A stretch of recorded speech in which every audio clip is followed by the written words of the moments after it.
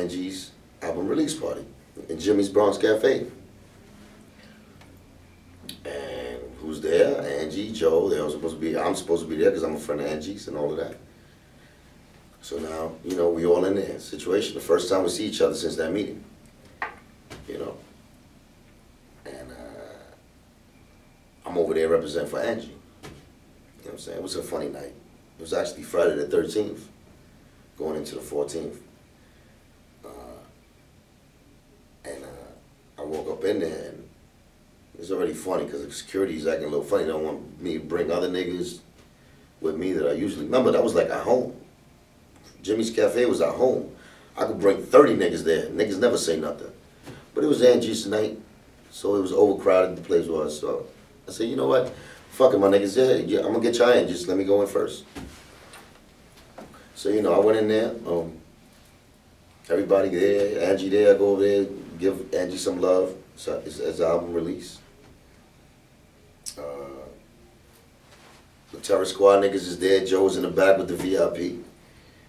You know, I didn't go there yet. Angie, she's performing a new song. She asked me to go on stage with her. The live at Jimmy's. Go Pacavana. That one. And I wrote that one too. We get on stage. After that, I get off stage. I'm going like to the back of the stage. Joe is there. So now Joe is there. He got a face, and I see Macho. That's his little ride or die, little, you know, the nigga he wet all the time with the glasses. I don't know. The bootleg Joe. But he's there. He's kind of shook. He's like this. And I see that. She said bootleg Joe. Yeah, he's like, you know. I didn't catch that. Well, he's the one that wipes the sweat off of him when he's sweating and things. You know, him. But, you know, I see Joe had a face. He didn't want to really look at me. So he passes to me and I'm like, yo, what's up, nigga? You know, because business is business, but personal is like, nigga, I know you from the block, like, you know what I'm saying? Yeah. We could be courteous to each other to a point, you know? And if it's beef, just say it's beef in the streets too. too. Not for nothing, you good dude, Yeah, man. so I smack him in the ass while he's going on stage. Like, for real? But not in a disrespectful. I said, do your thing, my nigga. That's you know, like cool. some baseball shit, you go on the back. Cool. I said, do your thing, nigga. And I said, he did his show. Now I go to where the Terror Squad is at.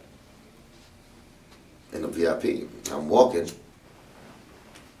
And it's dark, you know what I'm saying? But these niggas is performing, whatever.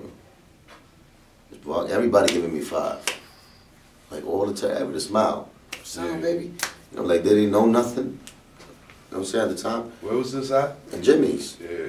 So, you know what I'm saying? Everybody giving me love, whatever, everything. So I'm thinking everything cool, but I'm still with my open eye, like, I don't know. You know what I'm saying? So I'm in the back, dancing with a chick. You know what I'm saying? Joe come off stage, he gets back there, he goes back to the dark, like nobody sees the nigga. He's in the dark part of the VIP. I'm over here grinding the chick. And all of a sudden, Joe starts some shit with my man at the time. I don't even want to say his name anymore. I said it too many times, but he starts a little problem with my man at the time. And my man is already like this, like, he got the face, like extra. He mad, like he feels that hate. So now I go to him and I say, yo, what's up, my nigga? What's up with your face? Like, what you mad for? It's not this nigga Joe. Nigga over here grilling me, looking like he gonna do something. So while I'm talking to him, I'm like, chill, relax. Because I know at the end of the day, you know what I'm saying? You know how niggas work through your friends and shit. They don't want to go straight at you, but they'll go to your friends to try to fuck them up. You know how I go? Yeah. So, you know, but this nigga's the wrong nigga to even do that to, but he did it anyway. Joe started, you know, whatever. So I'm telling him, calming him down, I'm calming my man down, like, yo, my nigga, listen, it's probably not even that. It's probably other issues. Saying niggas just get mad and they, you know what I'm saying? So I'm explaining to him and this nigga Joe pops up in front of this nigga's face while I'm there. I'm right here. Joe's here and this nigga's here. Wow. So now I'm looking at both of these niggas. Them niggas sizing each other up like they gonna fuck each other up. And I'm like this. Y'all niggas is not doing this right here. Yeah. It's mad people. It's Angie's party. It's, come on, nigga. Stop the shit. For real, stop. Niggas looking at each other like this. I said, yo, y'all niggas better chill. Stop playing. Nigga Joe swings, snuff this nigga, Nigga goes flying that way. I'm over here in slow motion looking at this shit like, this nigga just did that. And then when I'm turning back, he's throwing another punch at me. So he hits me in my face. Wow. So now I go back. I lean back like this. Pap. I'm like, yo, this nigga for real? Like, and in my head, in slow motion. Yeah. Like I could tell you, I remember them barrels in that Cuban shit with the plank. I'm trying to I believe you. I'm telling you the memory. I believe you. The memory is that when he punched me in my face right here, Yeah. all I said, as soon as he touched my face, I said, this nigga did not just do this right here. This nigga just went, like, you know, that's enemy already. But to the extra shit, it's like embarrassment to everything. He made it publicized. People mad, important people there. You did this here? And all I think about, so and that's me going backwards. When I'm coming back up, like I'm giving you the little minute details. That's me going like this. Now when I'm coming back, I'm like, I'm gonna knock this motherfucker out. I can't believe he did this. And I'm over here like this, cocking back, and then just rock him. Bah! So you hit him. Hold that. Caught him. So now he's like this. Then I hit him with the left, bow, and the right again, bow. I wobbled him all the way back to the railing. Yeah. When that happened, security all swung. They grabbed me. They grabbed him. He's over there like this. I'm over here like, motherfucker. You know, the devil came in. Yeah. Well, I'm not the devil, but I know what you know, the bad angel came in. Yeah. So I wanted to get him. Like my focus was on him because he did that. It's like so that just it broke up all the lines of love there. You know, because that was the confirmation that this nigga, you know, like why would you even think that way? I know you too long. Like we could have went to the back of a street alley somewhere and settled it. You know what I'm saying? Or some shit like that. And you're 6'3", you know what I'm saying? I'm 5'8". And you know, you tried that, even though it was a setup. It's not, at the end of the day, it's a setup. You do that. I don't even know if you set me up with that nigga that you got punched in the face. I don't know, because at the end of the day, it's like, how you come so quick to do that to me when you could have did that first, like a man. I always respected you as a man, so why you did that? So, you know, it was like, they held me down. They was telling me to chill. But they was telling me to chill, this nigga, I'm looking at this nigga, some nigga behind me, I heard the in my ear, but I'm not paying attention. I heard it. And I'm over here looking at this thing, motherfucker. And all I felt was this. But I didn't, you know, you don't feel that. You got adrenaline. So and my focus is that way. 2 slices, I just noticed that, right? It's 3 slices.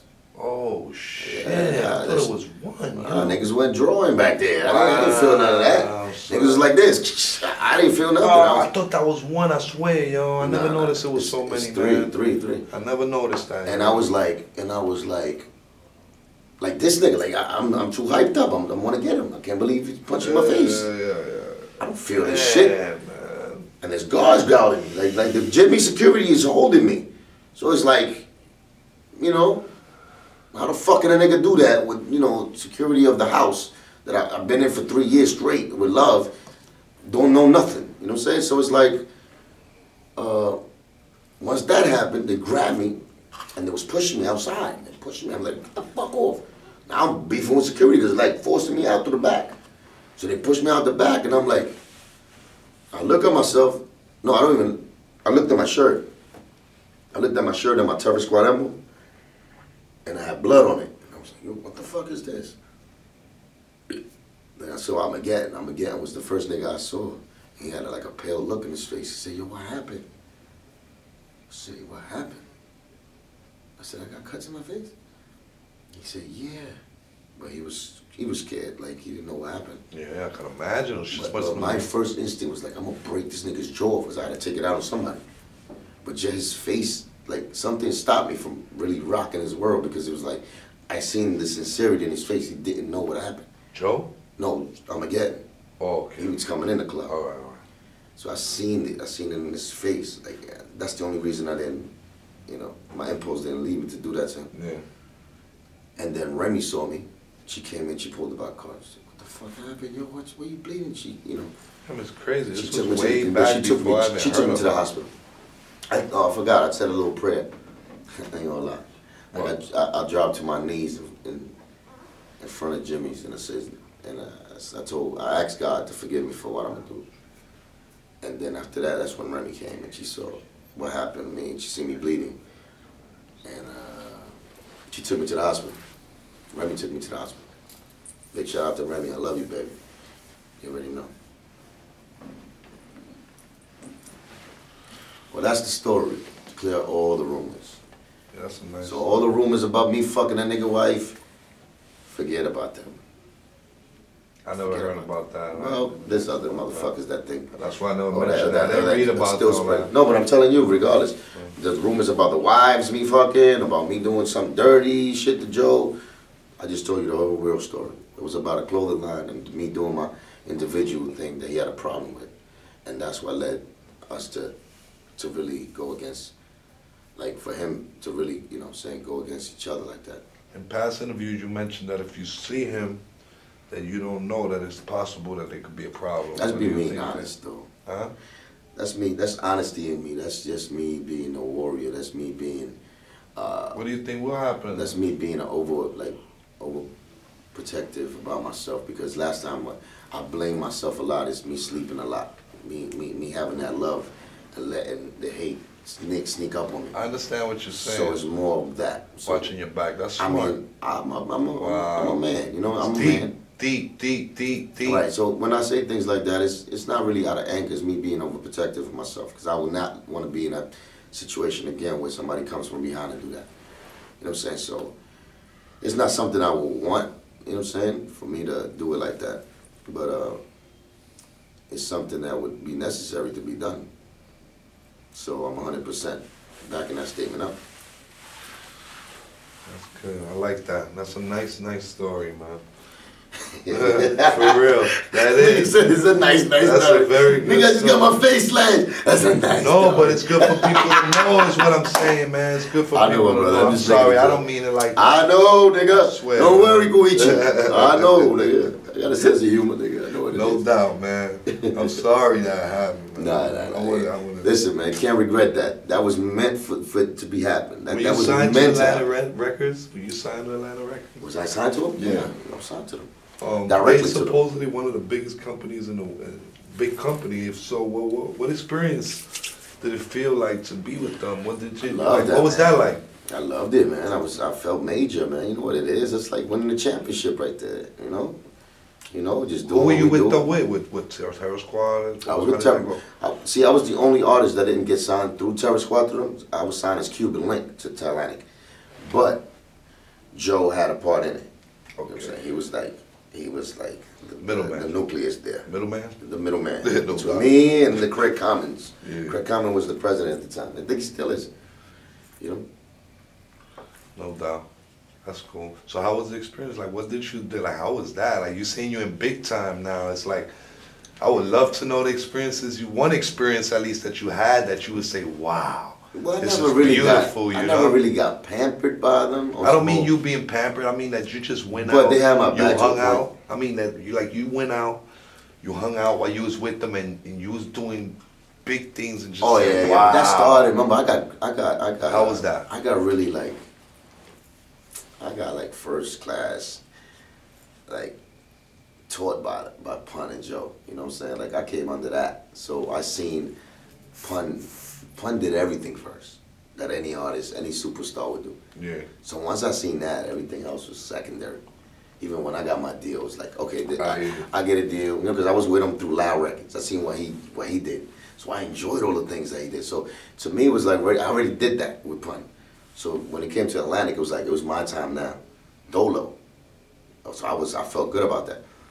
But at the same time, it was more still like it was about Pun and Joe. You know what I'm saying? Because it was like, even to the time, it's like, I even broke on Pun. It's like, nigga, come to my fucking studio. I came to all your studios. What the fuck? Nigga, Pun blamed on the stairs. I was like, yo, stop. I know that's Pun being fine. You know what I'm saying? But still, he made me laugh about it, but I was still mad at him because it's like, yo, my nigga, I've been with you the Staten Island studio, every studio in the world when you was doing your shit, and I was there, and I just needed, you know, me being in spirit and me just being there with you. I expect that back a little bit. You know Like, come to my shit. Like, have fun with me, my brother. And he said, I'm sorry and all that, but he never came. You know, his bullshit. Pun with his bullshit. And Joe did the same thing. Like, Joe did the same thing. As soon as I got my deal and all that, it's like, niggas left me for Delph. Like, oh, now I don't need you. I'm asking for your help. This is my first fucking rookie album, nigga. I need your help. Y'all veterans. I was there to help y'all. Come help me. And, you know, I never really felt that, you know, that Joe did it. You know, Pun already did his job. I couldn't blame Pun too much. I just got mad as a friend that I needed him sometimes.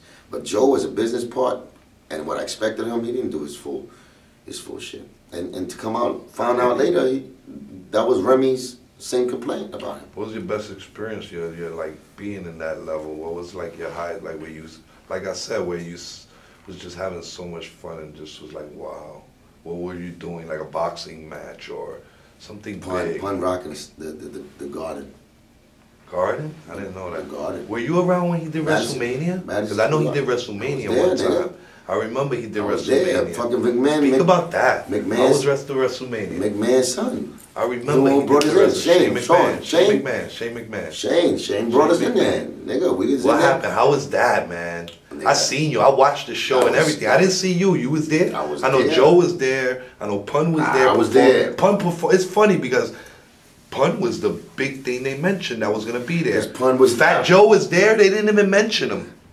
He was there on the stage, and I swear he didn't even got mentioned.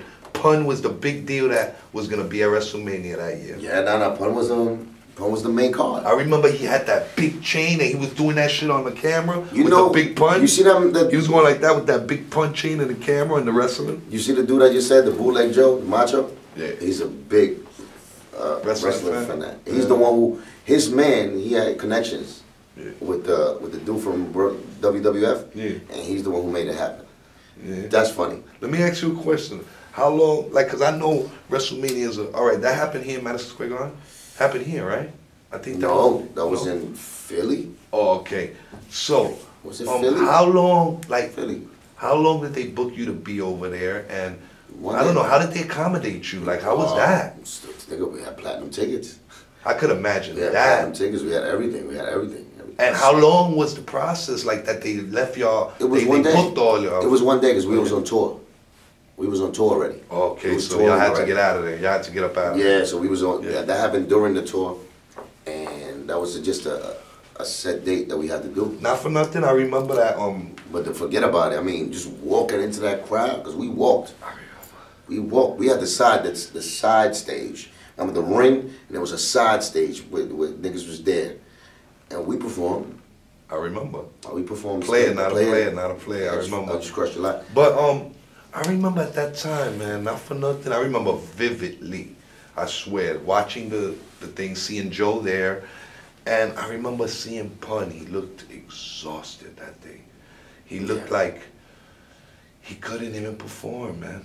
He honestly looked like that, man. I mean, it took a toll. I mean, remember I told you we was on tour, so it's every day waking up to another city. He looked like, I'm going to get a video and put it out there just to show that I know what I'm talking about. I remember, man, vividly, yo. I'm telling you. Pun rarely show weakness. I mean, he rarely show weakness. Yeah, that day, I'm telling you, he just looked exhausted, but man. definitely he showed it. Yeah. You remember that day? Of course I do. Oh, I'm glad.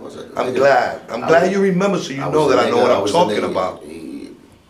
Listen, I know my brother. I know when he was. I know. You know what was happening. I knew everything. I knew how he felt. I knew, he didn't want to express too much about the pain. He will only express pain when you get on him and be like, yo, hurry up, let's go. That was me all the time. Like, come on, my nigga, let's go, yo, get up. Because, that was me. And I'm still like that. But when I would say that, it was like, yo, my nigga, yo, my shit's hurting, man. Just imagine being fucking 500 pounds. And again, you got to walk on your fucking thing, on your feet. Imagine that pressure on your... And I was like, I know. But let's go! That was me. You know what I'm saying? Because at the end of the day, we come from the warrior spirit. We come from that. Nothing can stop us. Especially we up here already. We here. You know what I'm saying? And besides that, I was also, I was also the little man on the shoulder telling them, yo, my nigga, we need to work out. We need to do this. We need to do that. Yeah. So with those speeches being said, my attitude, I was like, you know, like a fucking sergeant cadet.